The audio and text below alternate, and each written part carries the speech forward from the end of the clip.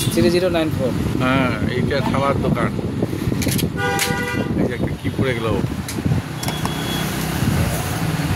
Video করো, গাড়ি তো পাঠাই দিই।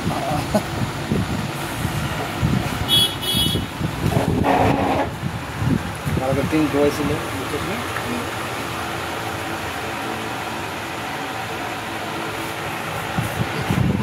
ঝুম্পা ছিল কি করে এখন? ঝুম্পা ছিল বিএসসি কমপ্লিট করছে, আছে।